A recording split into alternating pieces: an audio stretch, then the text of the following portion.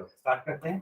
तो last class में अपन free fall का क्वेश्चन कर रहे थे ना। फ्री फॉल समझे थे क्या होता है, अपवर्ड मोशन, डाउनवर्ड मोशन। उसका अपन एक क्वेश्चन भी किए थे, है ना।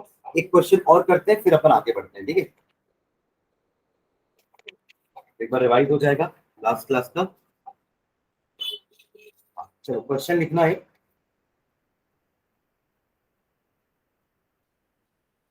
A ball is dropped from the top of a tower. A ball is dropped from the top of a tower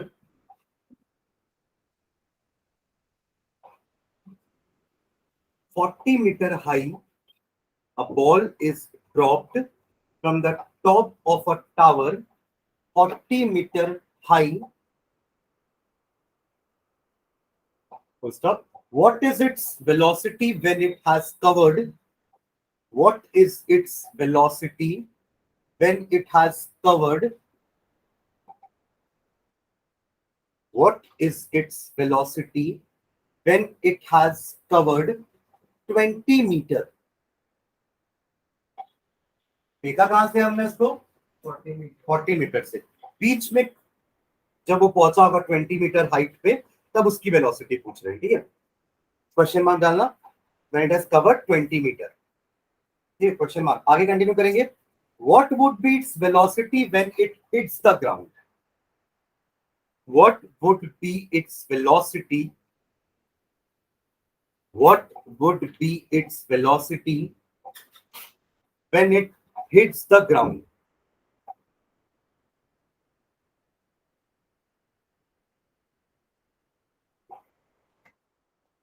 What is its velocity when it has, sorry, what will be its velocity when it hits the ground?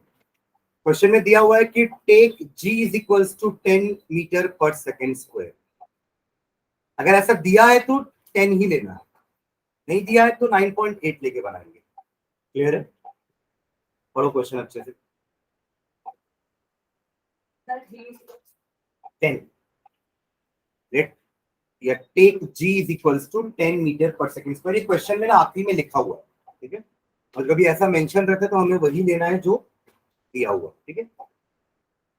पढ़िए question अच्छे से।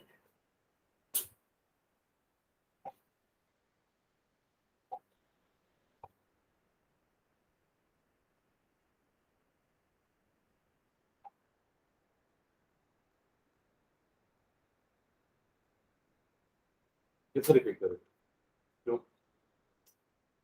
तो अभी इसके बाद तेरे बाद कोई और आएगा फिर वापस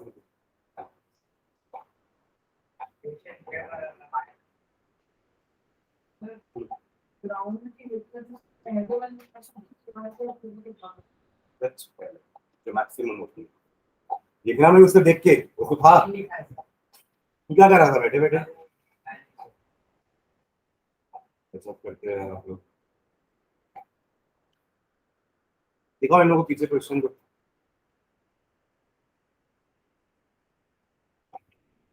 रीड कर रहे हैं सब क्वेश्चन?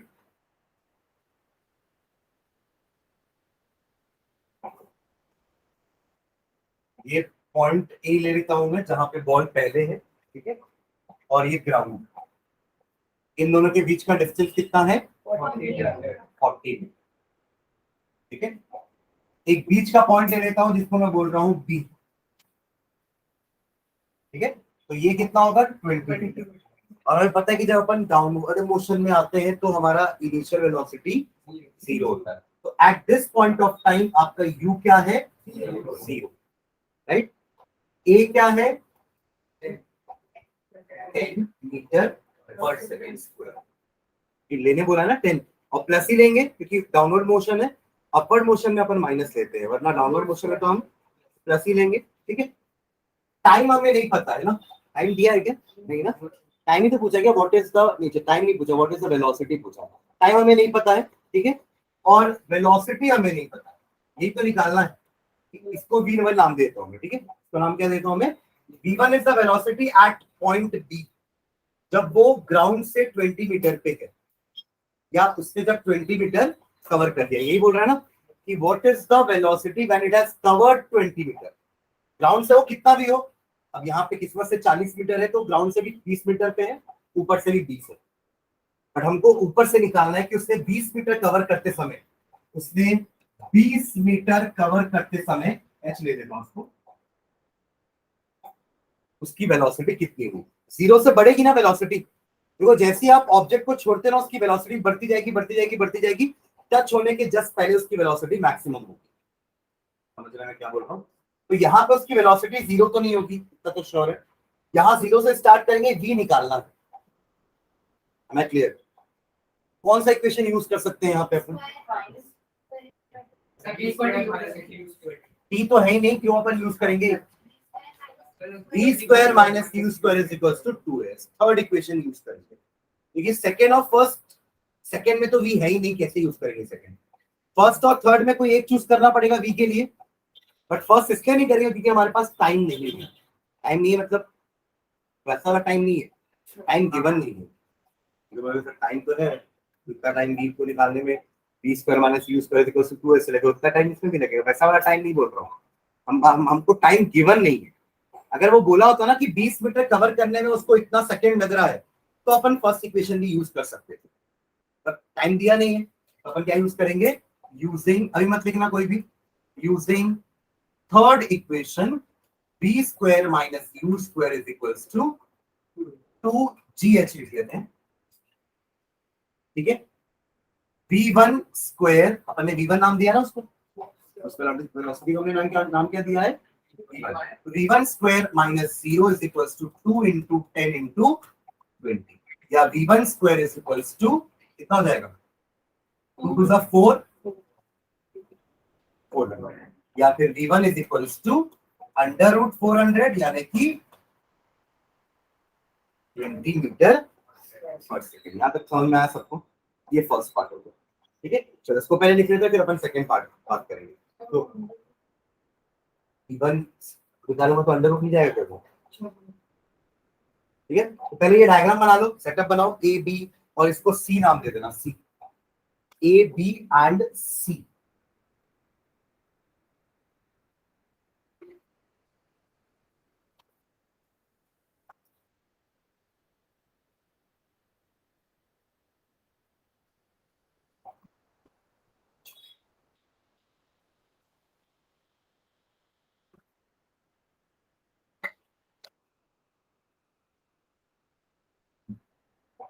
डायग्राम बन गया सबका? गिवन लिख लेना।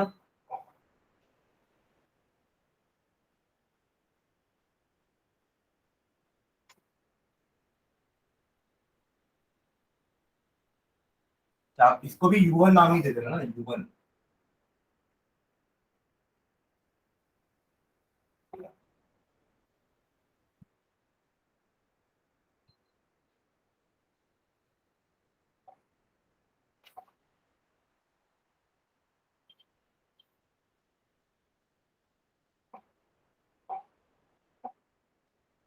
ठीक है,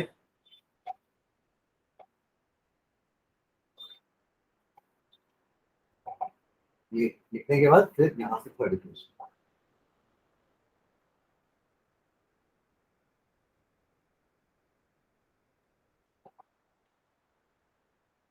अब ऐसे देखो इसका सेकंड पार्ट भी निकाल सकते हो।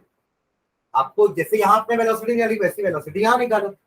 अब पूरा जर्नी ले लो ए से सी तक का, तो एच अब 20 से 40 हो जाएगा, ए अभी भी 10 रहेगा, यू 0 रहेगा। मैं यहां से यहां की बात नहीं कर रहा हूं, मैं आपको बोल रहा हूं कि शुरू से ही स्टार्ट करके अपन आखिरी वाली वेलोसिटी निकाल सकते हैं। बस चेंजेस क्या क्या होंगे? एच 20 की जगह 40 हो जाएगा, बस बाकी तो सब चीजें सेम है ना। निकाल लो, ए से सी डायरेक्ट निकाल लो।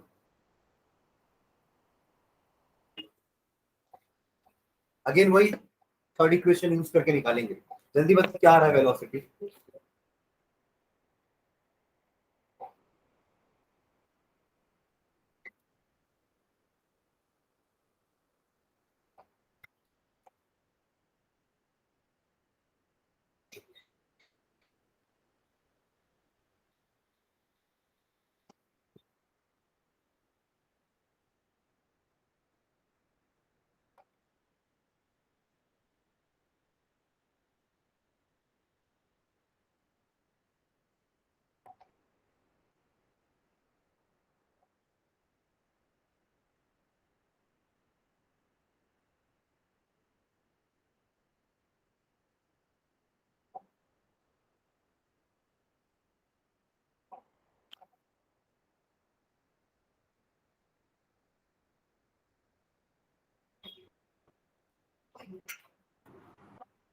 सर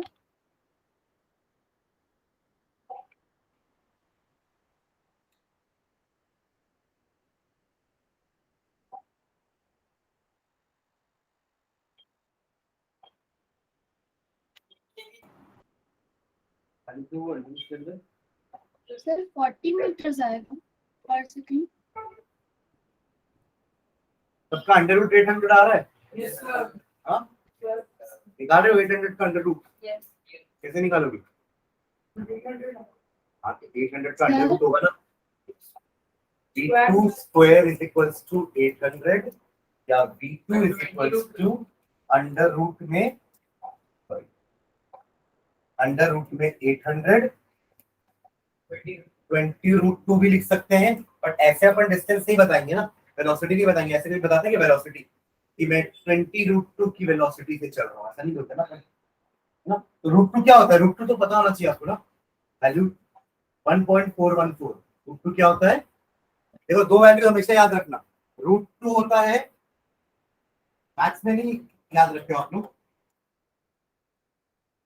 रूट 2 की वैल्यू याद रखते हैं 1.414 और रूट 3 की वैल्यू 1.732 कॉमनली यूज्ड वैल्यूज है, इसलिए इनको अपन याद रखते हैं।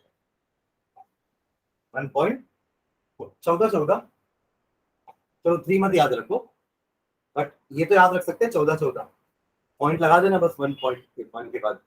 और ये भी ठीक है, 17 दूनी 34 होता है, 2 कम करके 32 हुआ, वो आप लोग के ऊपर कैसे याद रखें, ठीक है। तो 20 इंटू 1.414 करोगे कितना आएगा? 28.28 होगा ऐसा, तुमसे मल्टीप्लाई करोगे ना, आया ना? 10 से मल्टीप्लाई भी करना है, अगर सिर्फ 2 से मल्टीप्लाई होता तो 2.828 आता, और क्योंकि 10 भी है तो अपन 10 से मल्टीप्लाई करें तो 28.828 आएगा, ठीक है। इसको कैसे लिखेंगे? 20 रूट 2 को ही तो कर रहा हूँ, 20 इंटू 1.414 20 इंटू 1.414 और करोगे तो आंसर ये आएगा 28.28। समझ गए? जयती एंड राधिका समझ में आ रहा है? Yes sir.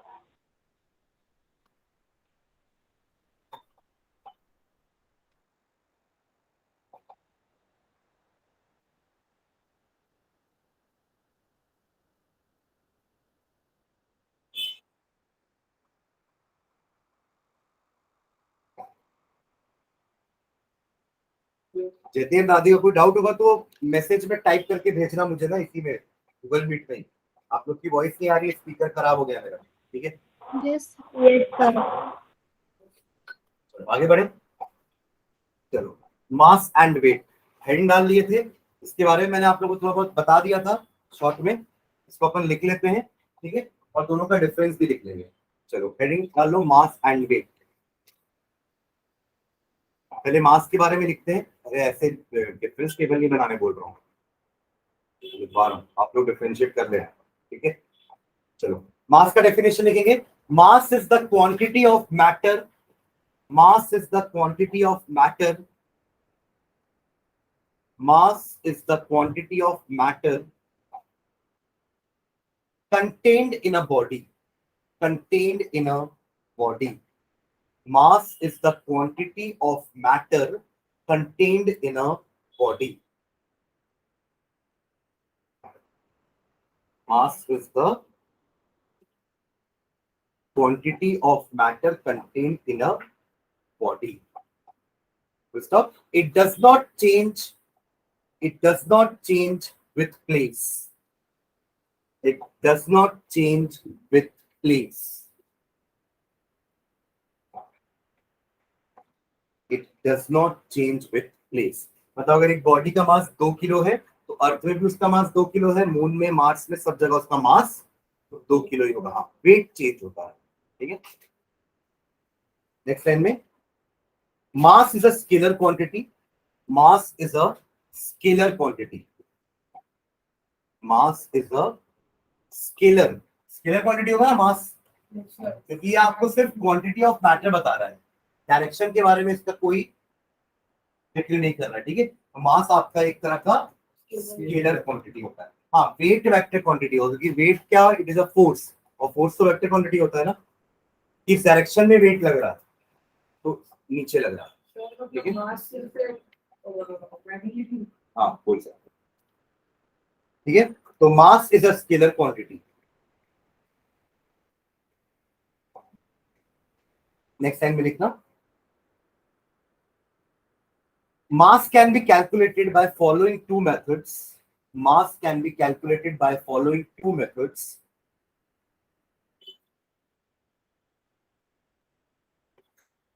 Mass can be calculated by following two methods.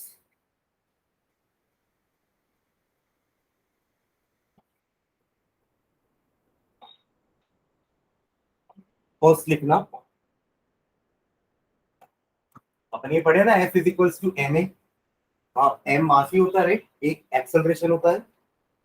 नीचे लिखना, if a is equals to 1, if a is equals to 1 meter per second square, then m is equals to m होगा।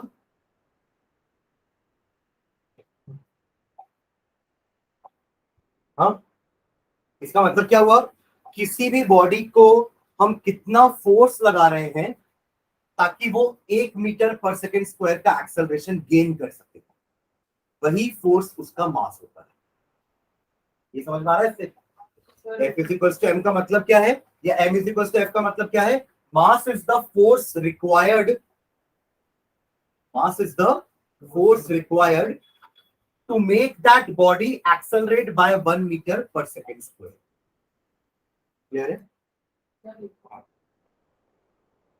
आप अगर a की value 1 put करोगे तब F is equals to m आ रहा है ना, मतलब m is equals to F बोल रहे हैं अपन, तो मास क्या है, it is nothing but force.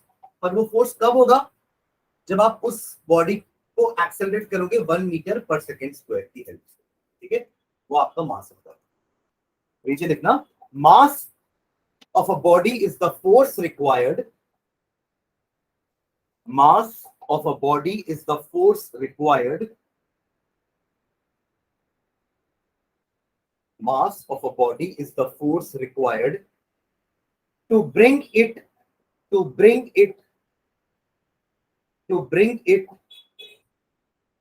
into a unit acceleration,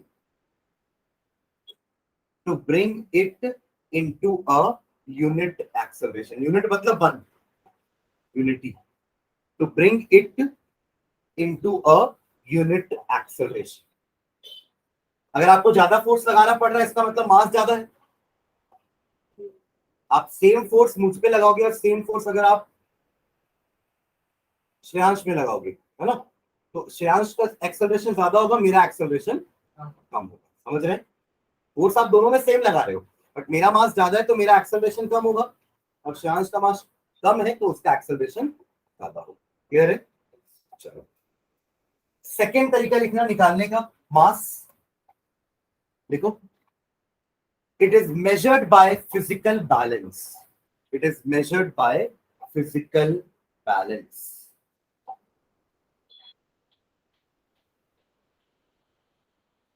is measured by physical balance। ठीक है, ये बात हो गई मास की। अच्छा, यूनिट आपको पता है ना, यूनिट भी लिख लेते हैं ना, यूनिट क्या होगी, ग्राम और केजी। यूनिट भी लिख लो, हाइफन डाल के, यूनिट नीचे, यूनिट हाइफन, ये हाइफन होता है क्या बोलते हैं, तो फिर बोलते हैं इन्वर्टेड कॉमा बोलते हैं, इन्वर्टेड कॉमा। क्या लिखे, यूनिट केजी ऑब्लिक ग्राम, ग्राम उसका सीजीएस यूनिट हो जाएगा और केजी उसका एसआई यूनिट। ठीक है, हाँ, और क्या होता है मास में, केजी ऑब्लिक ग्राम, ऑब्लिक वो होता है ऑब्लिक,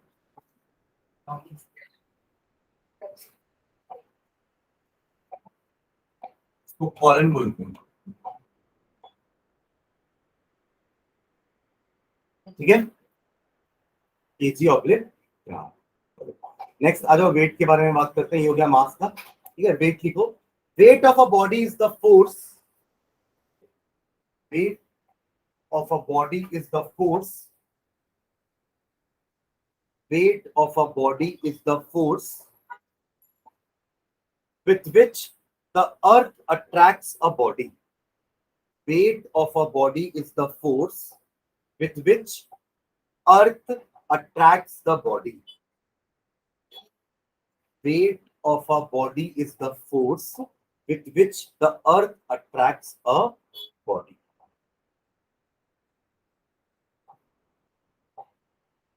Chand में W is equals to M into G.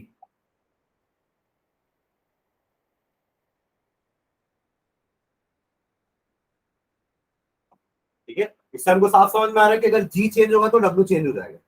मास तो कांस्टेंट रहता है, अभी अपन ऊपर लिखे हैं कि मास हर जगह सेम रहेगा, बट जी तो अलग अलग जगह अलग अलग रहती है वैल्यू। इक्वेटर में अलग है, पोल में अलग है, मून में अलग है, सेंटर में अलग है, सेंटर में 0 है, ठीक है। तो लिखो इसके नीचे, wait sorry if the value of g changes, if the value of g changes, if the value of g changes, if the value of G changes, the weight of the body changes.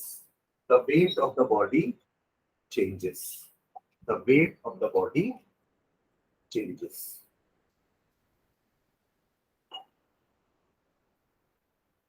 ठीक है, अगर इस centre को ये weightless,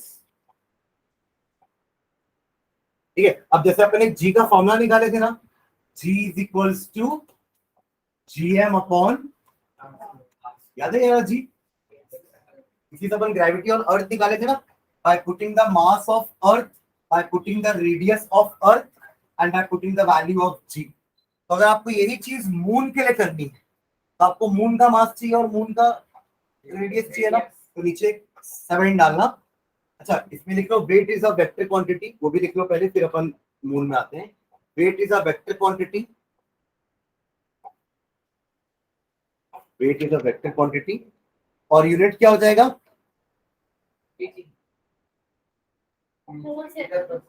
Newton. हाँ, kg metre per second square, जिसको अपन Newton बोलते हैं, ठीक है, न्यूटन या डाइन।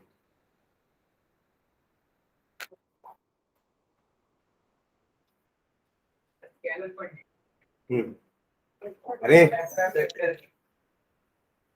मास वर्सेस स्केलर क्वांटिटी, ये तो फोर्स है ना, फोर्स तो आपका वेक्टर क्वांटिटी होता है, ठीक है। चलिए, इसमें पहला केस 1 करके लिखना, केस 1, वेट अलग अलग जगह निकालते हैं, अलग अलग जगह क्या क्या वेट होगा। केस 1 देखो, when the body is in moon, when the body is in moon, अगर बॉडी मून में है तो वहां पे उसका वेट क्या होगा, the body is in moon, ठीक है। तो अपन इसका ग्रेविटी निकालते हैं पहले मून का। देखिए m इंटू जी करना है ना हमें, जी तो निकालना पड़ेगा हमें, अर्थ का ग्रेविटी पता है, मून का ग्रेविटी निकालना पड़ेगा, मैंने लास्ट क्लास में बताया था, it is 1/6 of the gravity of earth, ठीक है। तो gm is equals to G M M upon R M का स्क्वायर, जहां पे mm क्या है, मून का मास, आर एम क्या है, मून का रेडियस। देखो जहां पे उसकी वैल्यू भी लिखवा रहा हूँ, नीचे वैल्यू भी लिखना उसकी, where nm is mass of moon, उसकी वैल्यू लिखना 7.3 इंटू 10⁻²2,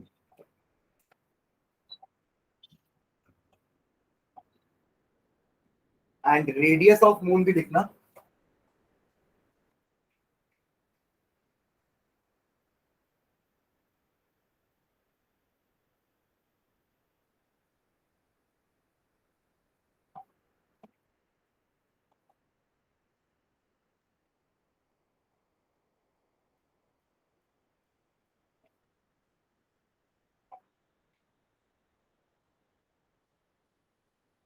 ठीक है, इनकी बस वैल्यू पुट कर दो, सॉल्व नहीं करना है अपन, मैं डायरेक्टली आपको वैल्यू दिखा दूंगा, बस पुट तो कर दो कि हाँ जी की जगह कैपिटल जी की जगह वैल्यू आ जाएगी, एम एम की वैल्यू आर एम की वैल्यू पुट कर दो बस।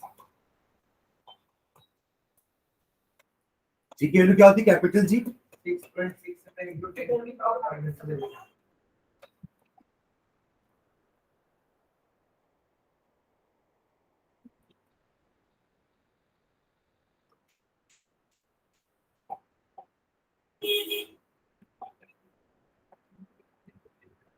ठीक है, इसको सॉल्व करने पे ये आएगा आपका 1.6 मीटर पर सेकेंड स्क्वायर, ये आपके मून का ग्रेविटी का value 1.6 kilo 1.6 metre per second square.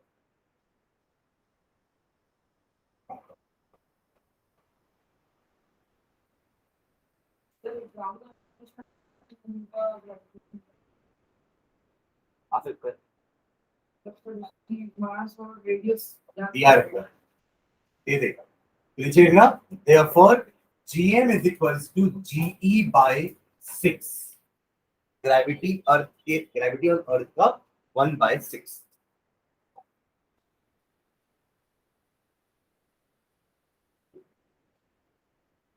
तो अगर मैं वेट ऑन मून निकालना चाह रहा हूं तो क्या होगा, mass into gravity on moon, mass into gravity on earth by 6, और ये होता है आपका वेट ऑन अर्थ बाय 6।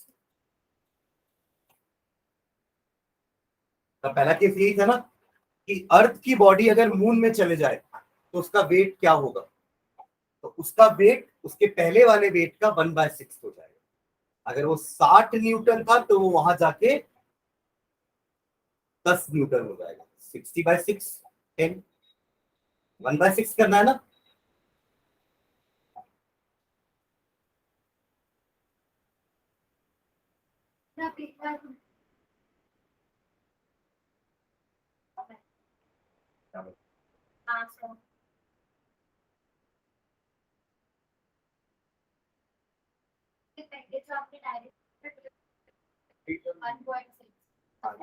ठीक करूं, सॉल्व करूंगा, ठीक है सर, वैल्यू बताना मुझे क्या क्या है, ठीक है। Gm is equals to 6.67 into 10 to the power -11 into 7.3 into 10 to the power 22 upon 1.74 into 10 to the power 6 का होल स्क्वायर, ठीक है। तो मल्टीप्लाई मुझे क्या करना है, 6.67 into 7.3, तो ये दोनों मल्टीप्लाई करो तो 667 into 73 करो कोई, और कोई और करो 174 into 174, जल्दी। कुछ लोग करेंगे 667 into 73 और कुछ लोग करेंगे 174 into 174, जल्दी करो, बाकी मैं पावर्स को एक साथ ले जा रहा हूँ। -11 + 22 - 12,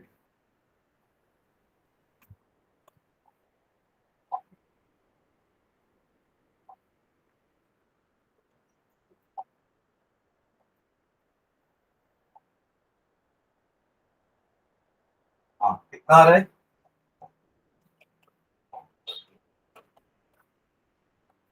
ऊपर का आएगा 667 into 73 किसी का, ऐसा कुछ क्या होता है, या तो ऐसे ही बताना भाई कुछ क्या होता है। 4 9 5 9 1 इन डेसिमल, ठीक है। और नीचे का कोई किया है 174 into 174, 3.02 आगे इतना है ना, और ये 10 to the power -1 भी है ना साथ में इसके, 10 to the power -1 मतलब 1/10, ठीक है।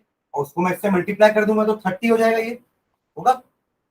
मैं इसको ऐसा दूंगा, मैं ये वाला स्टेप भी डाल दूँ, ठीक है।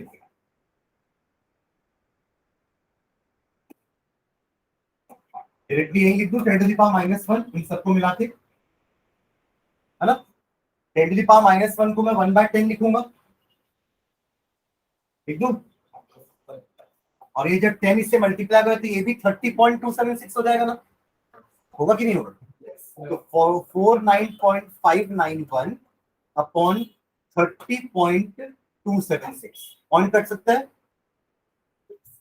दोनों के बाद डेसिमल के बाद 3 डिजिट ही है ना, तो काट दे पॉइंट डायरेक्टली। तो अब आपको क्या करना है, 49591 डिवाइडेड बाय 30276 ये करना है ना।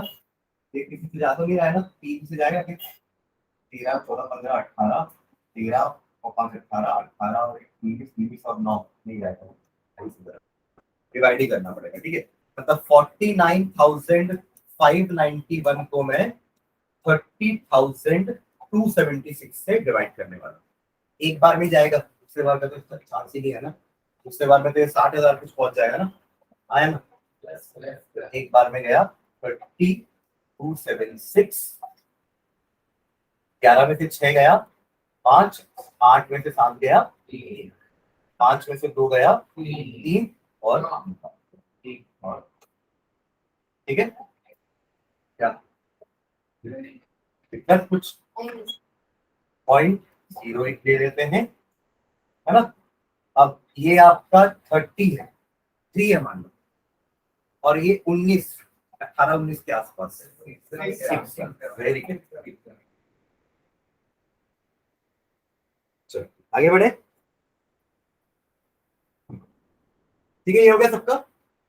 Wait in moon is weight on earth upon 6।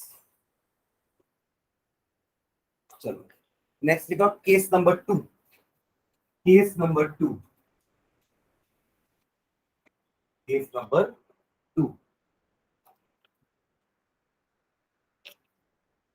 body is at center of the earth, body is at center of earth,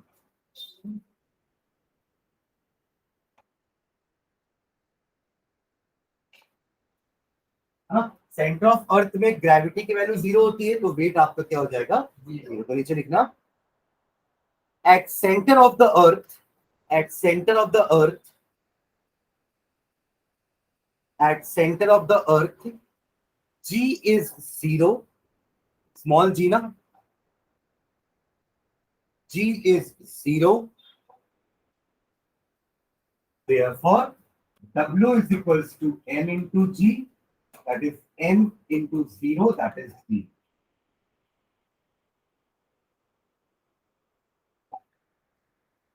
ठीक है, नेक्स्ट केस नंबर 3।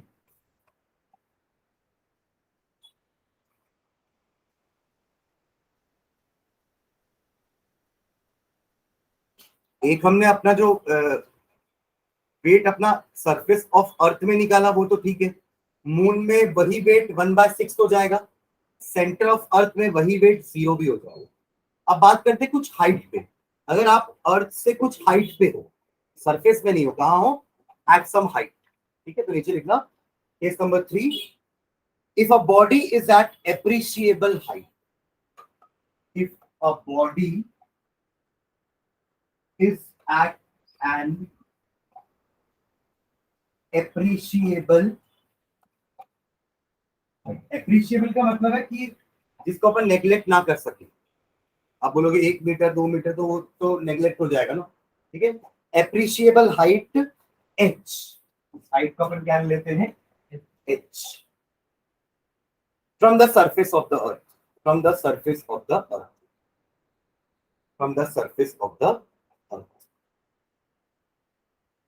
ठीक है। तो वहां का वेट को मैं WH ले लेता हूं, अगर मैं एक हाइट में जाऊंगा और अपना वेट देखता हूं तो कितना आएगा, तो WH ले लेता हूं उसको मैं, which will be nothing but M into gravity at that height।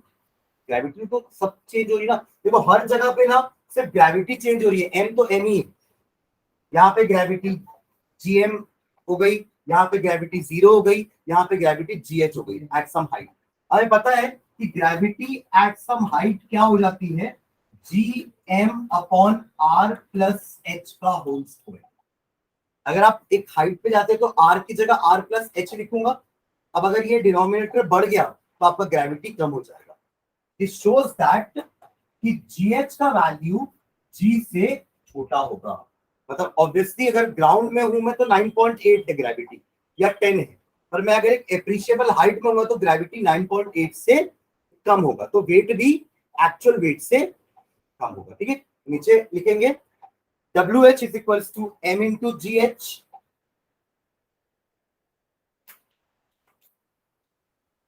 फिर ये लिखना नीचे, लिखना पहले फॉर्मूला तक लिखना है यहां तक, फिर नीचे लिखना as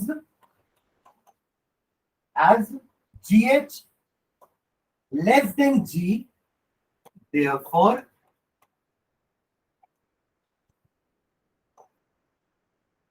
WH less than W। आपका वेट कुछ हाइट में ग्राउंड से कम होगा, वो तो हाइट पे डिपेंड करेगा ना, ग्रेविटी निकालना पड़ेगा। अब वो हाइट पे देखिए, हाइट से ग्रेविटी निकालना पड़ेगा और फिर m से मल्टीप्लाई करना पड़ेगा, सिंपल। ऐसा आप हर हाइट के लिए कर सकते हो ना। अगर आप 1000 मीटर पे हो तो आपका h का वैल्यू 1000 आ जाएगा, निकाल लो वहां पे ग्रेविटी का वैल्यू और मल्टीप्लाई कर दो मास से। ठीक है, हाँ ग्रेविटी एक क्या था 1.6, एयर नहीं रहता है कोई ग्रेविटी तो रहेगा ना। ठीक है, अब मुझे याद नहीं दिलाया ना वो फेदर और उसका वीडियो का देख लिया। ठीक है, चलो नोट करके एक पॉइंट लिखो, नोट पॉइंट लिखना, as height of the body from the surface of earth increases, as height of the body from the surface of earth increases, HEIGH, as height of the body from the surface of the earth increases, its weight decreases, its weight decreases, its weight decreases।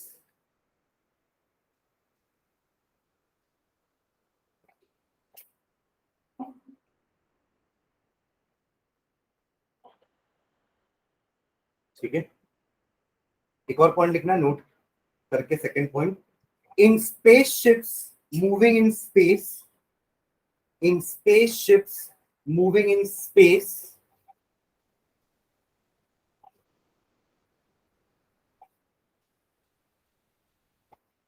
comma, persons experience weightlessness, in spaceships moving in space, persons experience weightlessness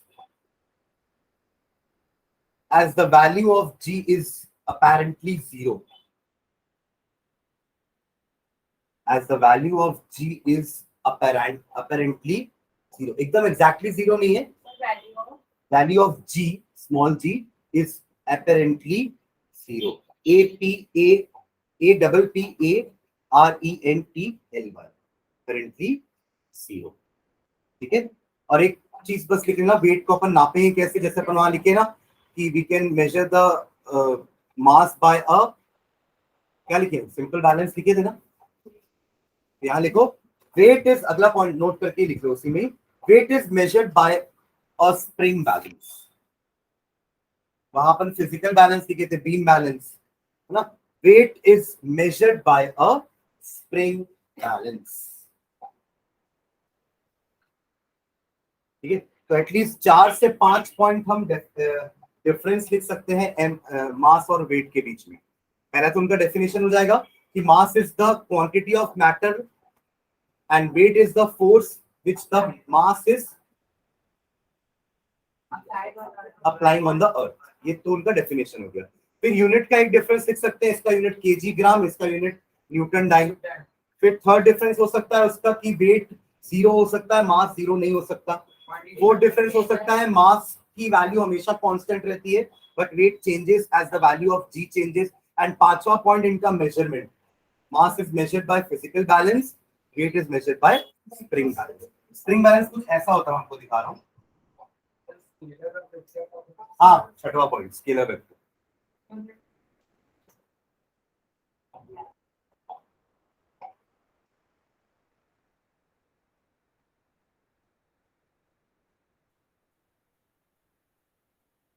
जैसा होता है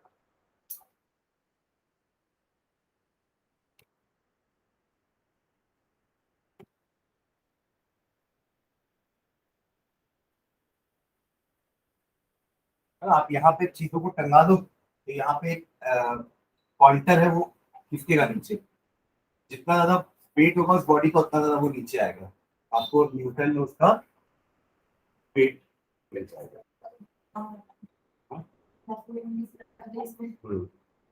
ठीक है, okay चलो एक question लिखो, simple question है, what is the weight of a person whose mass is 50 kg?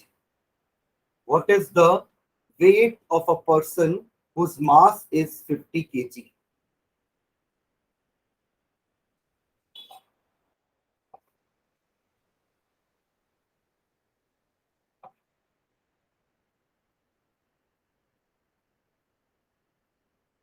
एक g is equals to 9.8.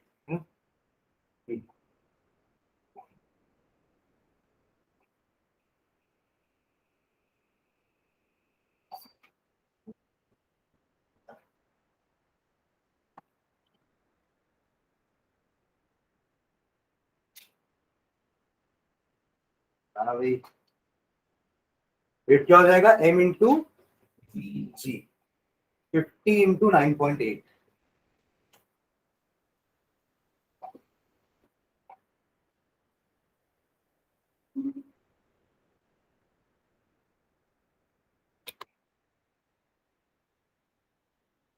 Okay online का आंसर आ गया है ना?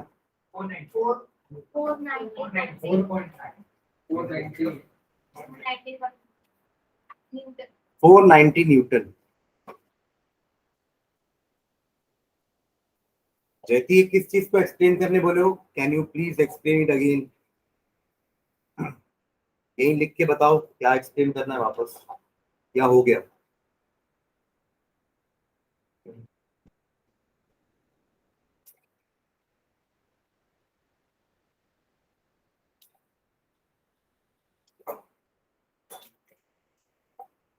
आगे देखो 490 न्यूटन। एक और क्वेश्चन ले लो, मास निकालेंगे अपन, वेट दिया रहेगा, weight of a girl is 294 newton, find her mass. Weight of a girl is 294 newton, find her mass.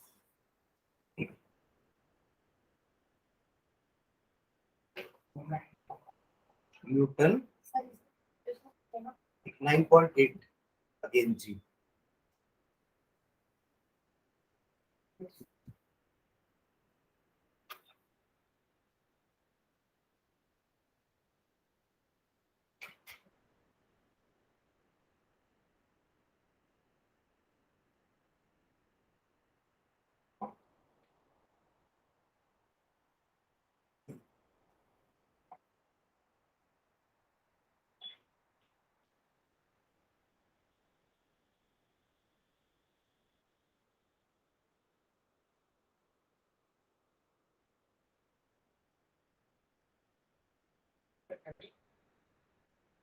Thirty 30 kg।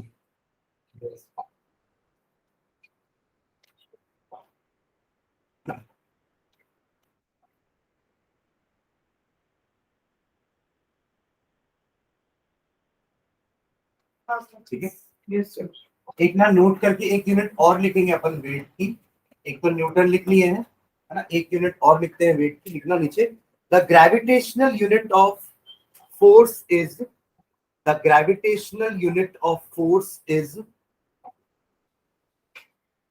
Newton तो होता है यूनिट फोर्स का, but gravitational unit of force एक और होता है unit, gravitational unit of force is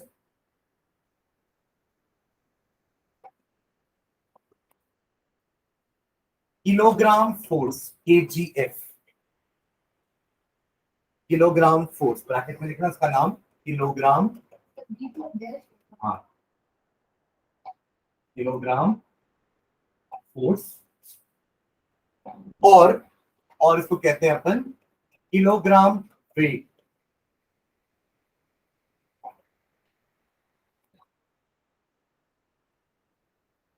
kilogram weight, और उसका रिलेशन न्यूटन से भी लिख लेना, 1 किलोग्राम फोर्स या 1 kilogram weight is equals to 9.8 Newton.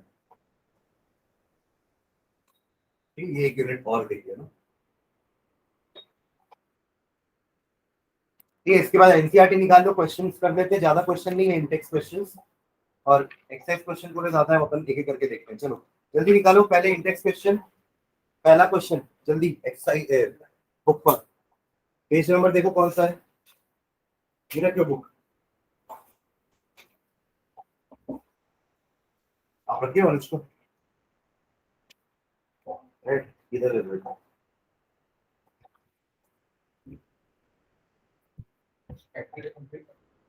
हाँ ग्रेविटेशन हो गया, उसका एक पार्ट और है फ्लोटिंग बॉडीज, वो भी किसी का आ नहीं रहा है इसलिए मैं उसको नहीं करवा रहा हूँ, ठीक है, नहीं आ रहा ना किसी का फ्लोटिंग बॉडीज, बॉयंसी वगैरह, ठीक है।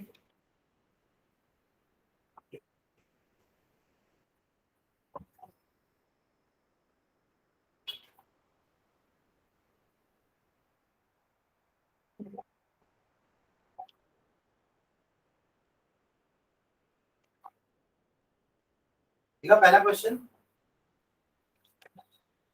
Page number 134। हाँ, what is the first question, state the universal law of gravitation, ये अपना पहला टॉपिक ही था ना चैप्टर का, कि कोई भी दो बॉडी के बीच में अगर फोर्स लग रहा है that will be directly proportional to product of their masses and inversely proportional to square of the distance between them. उसका फॉर्मूला क्या था, F is equals to G m1 m2 upon r square, ठीक है। Write the formula to find the magnitude of gravitational force between the earth and an object on the surface of earth, ये तो formula है, F is equals to G m upon r square, जहाँ पे m मतलब अर्थ का मास, small m मतलब उस object का मास, और कैपिटल R मतलब अर्थ का रेडियस, ठीक है।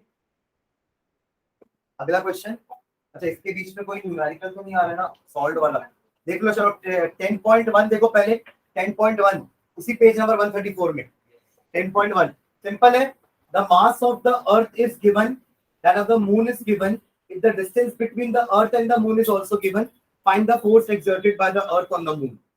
दोनों mm दिया है, दोनों का मास दिया है ना, ये भी m दिया है, ये भी m दिया है, दोनों के बीच का डिस्टेंस भी दिया है, जी आपको पता है, निकाल के फोर्स निकाल लो, हो जाएगा ना क्वेश्चन, बस थोड़ा सा कैलकुलेशन रहेगा उसमें, अभी फॉर्मूला तो यही है। Am I clear? 10.1 example clear है सबको? चलो 10.2 देखो, 10.2 a car falls off a ledge and drops to the ground in 0.5 second, let g is equals to 10 meter per second square, ताकि कैलकुलेशन थोड़ा इजी रहे, मल्टीप्लाई करना आसान रहे। पहला क्वेश्चन है, what is the speed on striking the ground, is just like कोई downward fall है, फ्री फॉल है ना, ये डाउनवर्ड फॉल है, तो देखो टाइम क्या कहते हैं, ये क्वेश्चन बनाएंगे अपन कॉपी में ना, लिख लो एग्जांपल 10.2 कॉपी में बनाएंगे ना, वहां देखना नहीं है, बस लिख लो, क्वेश्चन मत लिखो, है ना। चलो क्या क्या दिया है देखो ध्यान से, आपको टाइम गिवन है, कितने कितने टाइम में वो कार गिरी, 0.5 सेकेंड में, ठीक है। उसके बाद गिर रही है ना ऊपर से नीचे, तो यू क्या हो जाएगा, किलोमीटर पर सेकेंड, ठीक है।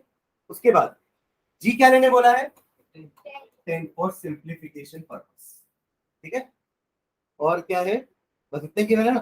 पहला आपको निकालना है स्पीड, यानी कि v, u तो 0 है, अब आप यूज कर सकते हो v is equals to u plus 18, क्योंकि टाइम दिया है, ठीक है।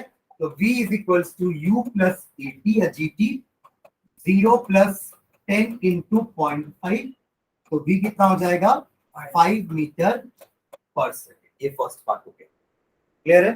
तब कॉपी में बनाएंगे ना, बुक में है, बोल के छोड़ेंगे नहीं इसको, क्लियर है।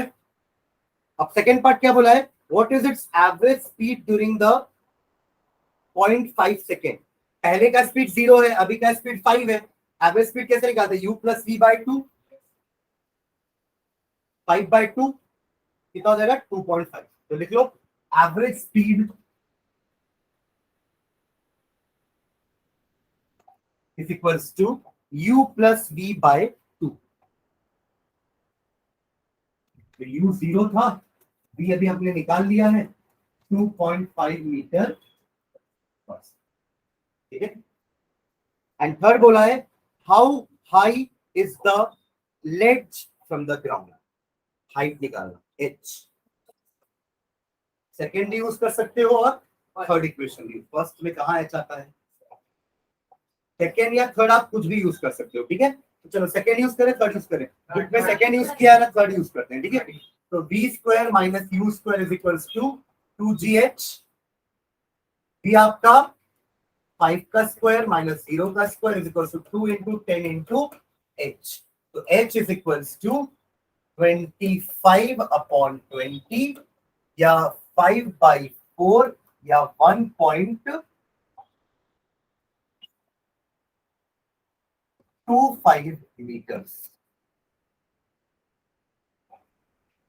क्लियर है, 5/4 इज 1.25 meters। क्लियर है सबको, चलो 10.3 डन। 10.2 10.3 क्वेश्चन पढ़िए सब जल्दी से।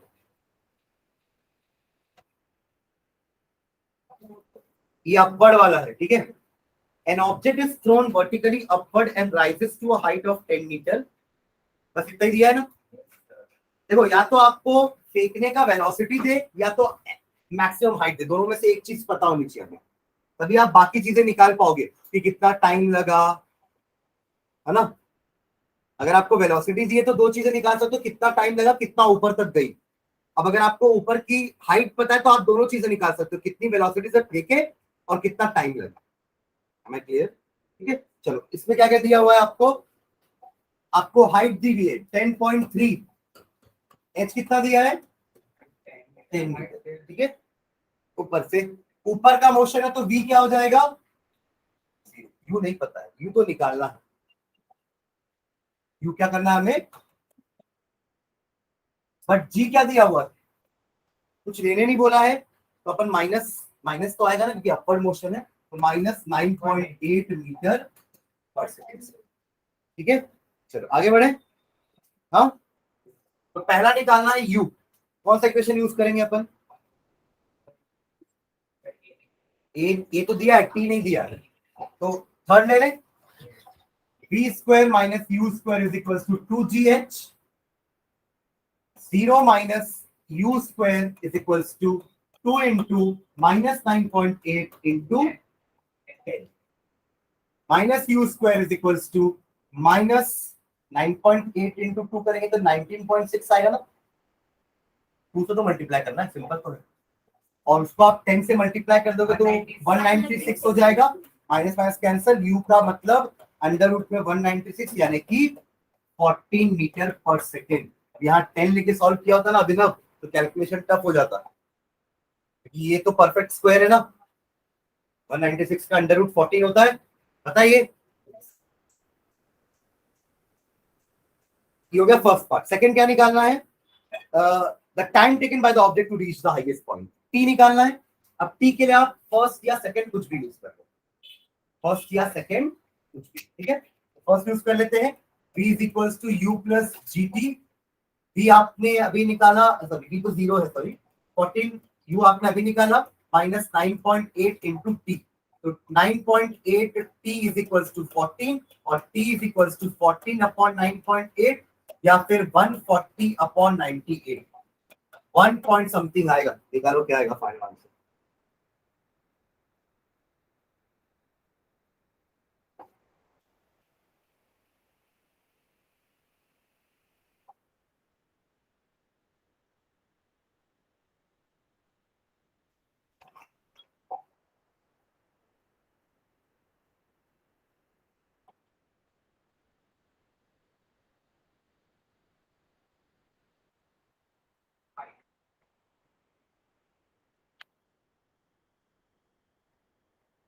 वन 40 अपॉन 98, एक बार में 98 जाएगा, बचेगा 42, पॉइंट लेके 0 लोगे, ये 5 टाइम्स में होना जाएगा, 4 टाइम्स नहीं जाएगा, 4 से 32 का 2 बचा यहाँ पे 3, 4 9 36 प्लस 3 39, 10 में से 3 गया 7, 11 में से 9 गया 2, 37। एक और 0 लगा देता हूँ, 270। ये 3 बार में तो नहीं जाएगा, 2 बार में जाएगा। 1.42 सेकंड आंसर हो जाएगा। ठीक है, बुक में 1.43 दिया क्योंकि एक और निकाला होगा फिर राउंड ऑफ किया होगा, तो 1.43 आ गया। ठीक है, चलो नेक्स्ट आ जाओ, पेज नंबर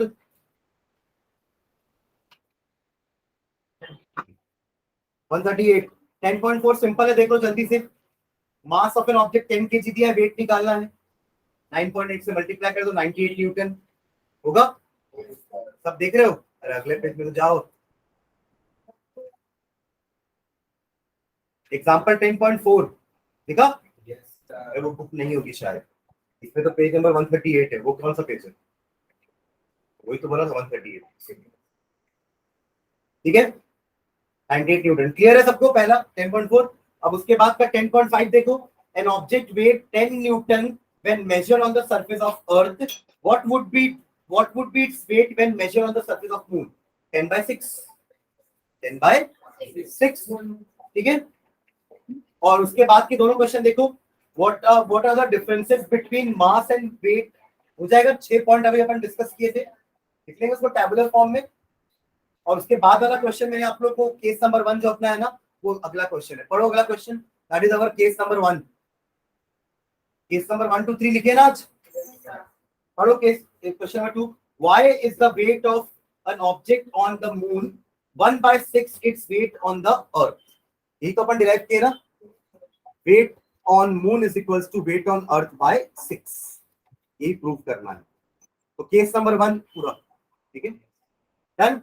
तो यह चैप्टर आपका हो गया है।